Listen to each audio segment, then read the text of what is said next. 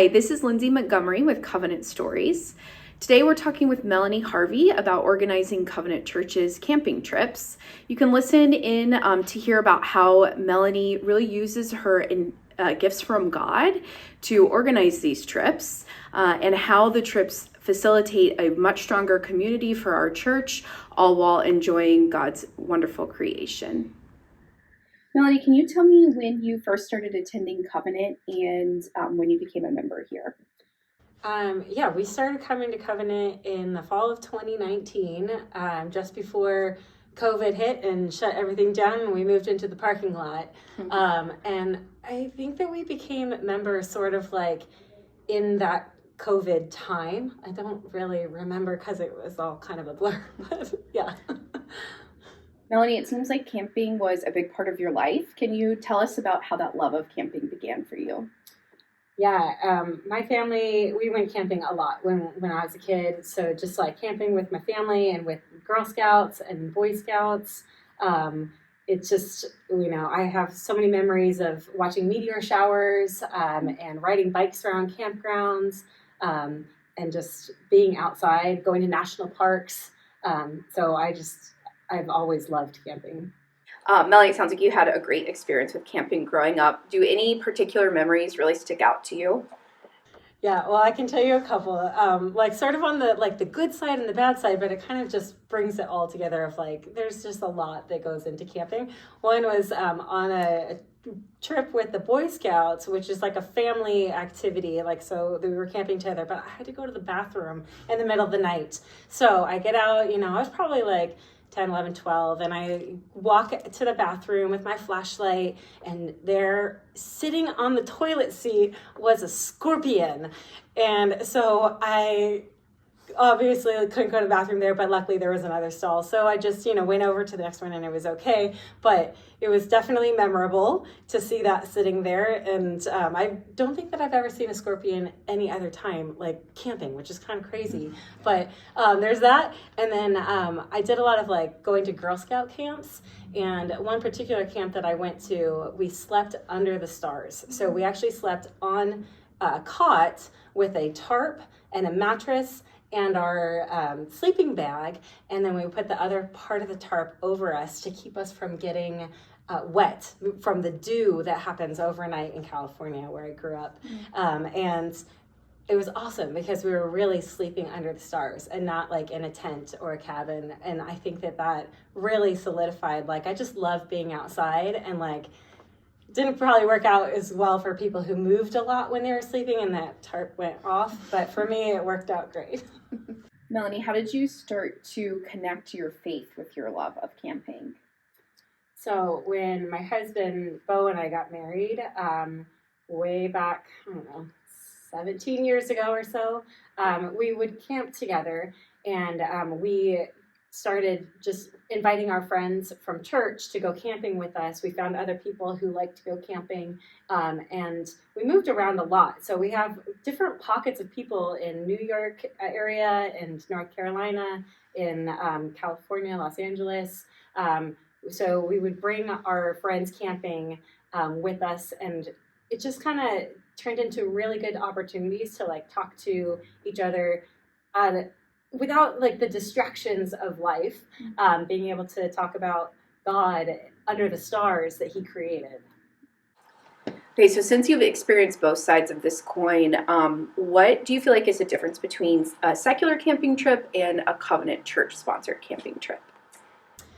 So anytime that you get Christians together, there's God is present, right? And so we often have some time of worship that doesn't always happen, when you're just with people who don't know and love Jesus. But with Christians, it's not more spontaneous. People want to bring a guitar and sing some songs.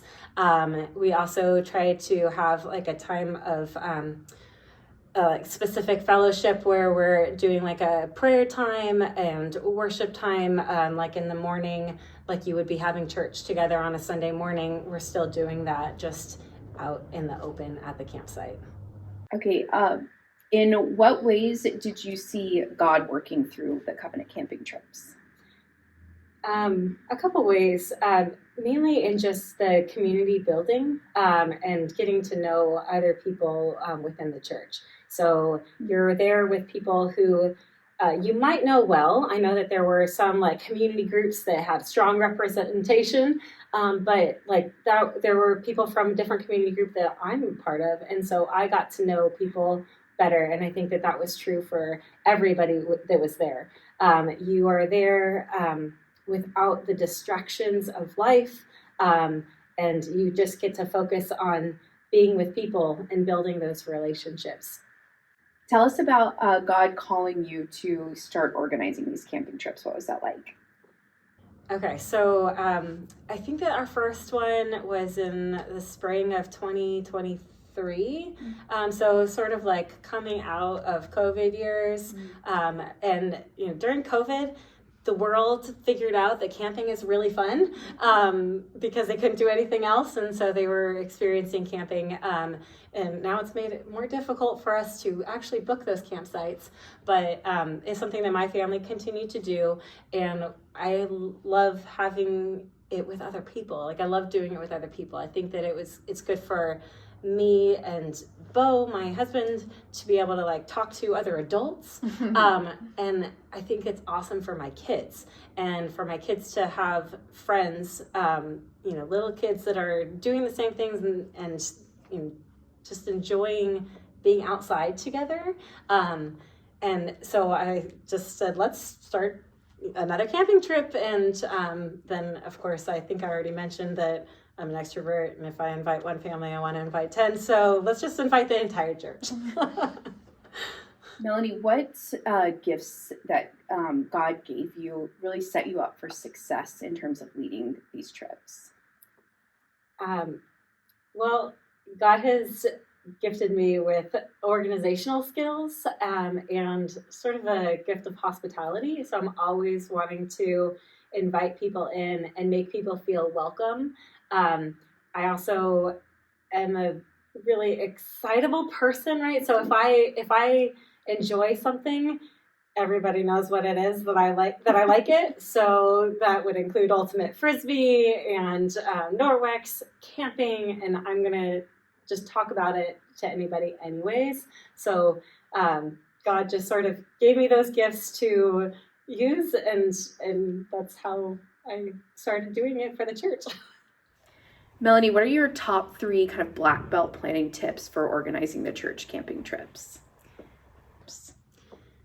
I think that the first thing is just making it seem very accessible, that it's for everybody.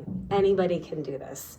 I want everybody to feel welcome and that it's in their grasp of being able to go camping, even though it might not be something they've done before. Secondly, I would like to create space for God to move and do what he wants and what they want to, what people want to get out of it. And so I don't like to have an agenda, really. Like there's a couple things that we plan, like we're going to have s'mores. Of course, you're having a campfire and there's going to be s'mores every night. And like to have, you know, some music with a guitar. So I'll try to set something like that up. But there's no agenda. Like you go there and you do what feels right by, you know, playing with your kids, by talking to other people, by going to the beach, if that's, you know, when we were at the beach campsite, going for a hike, whatever you want to do and how you want to spend your time, like that's up to you. And so I don't want to over plan the trip, which makes it easier for me and also just it creates the space that people need. Melanie, at this point, we've done a couple of camping trips. Can you tell me about how they've changed?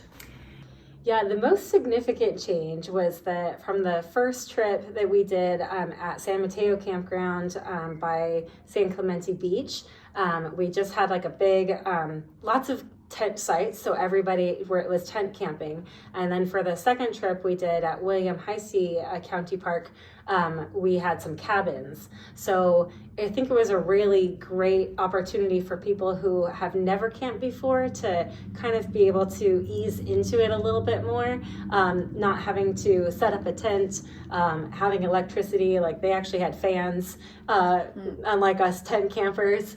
So I think that helped them to feel more comfortable doing it, and it still brought them into the larger group of the, of a Covenant troop. I'm a Girl Scout leader. Covenant trip, and being around the campfire with everybody, but still having a little bit more comfort than just their tent.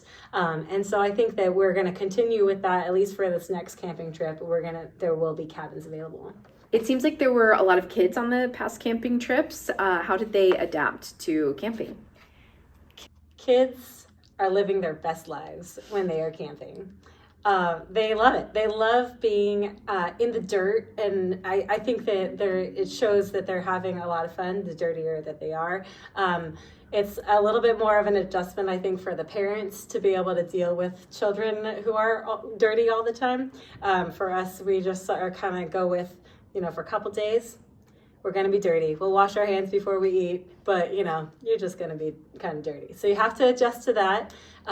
Sleeping is different, because anytime you take a kid out of especially a young child, out of their normal sleeping environment, it's challenging. Whether that's in a hotel or a grandparent's house or camping, they don't sleep the same way, and so you might not either if you're the parent, or if you're in the tent next door, you might hear them. But the beauty about camping is that even if you didn't sleep as well at night, you can take a nap during the day, because your kids might be up with the sun at 5 o'clock in the morning. Usually we're saying shh, shh, shh, quiet, for at least a couple hours. I'm not really a morning person, so it's something that I've adjusted to. We've been taking our kids camping since they were infants. My oldest was only 4 months old, and my second one, she was only 2 months old. When we brought them in, there's little tiny things. The oldest almost got frostbite probably on her hand, but she's fine now. But, so there are adjustments that you have to make. But now they're well-seasoned campers, and they love it, and they love being with other kids. And I love watching them run around, try to push rocks that are 3 times their size, and they need to work with other kids to do it. They've got sticks, and they're making fairy houses in the trees. They just love being outside, and I love giving them that opportunity. So the plans for the next camping trip are already well underway and have been for some time. When is the next camping trip, and what can we expect from it? The next camping trip is planned. We basically have to book these things like a year in advance, so I'm always working on the next one right after the current one is happening. But the next one is the last weekend of September 26th to 28th at Lake Morena Campground. I've actually never been there before, but it's at a lake. There's fishing available. There will be cabins available, and then a big group site with lots of tent space. So I hope that we get tons of people, and people who have never done it before. I love introducing people to camping, and when you're with a big group, it makes it easier, because if you forget something, somebody else has it. If you're with a big group, then somebody can help watch your kid while you're setting up your tent. It makes it more fun with the more people you have. At Covenant Stories, the best stories are yet to come.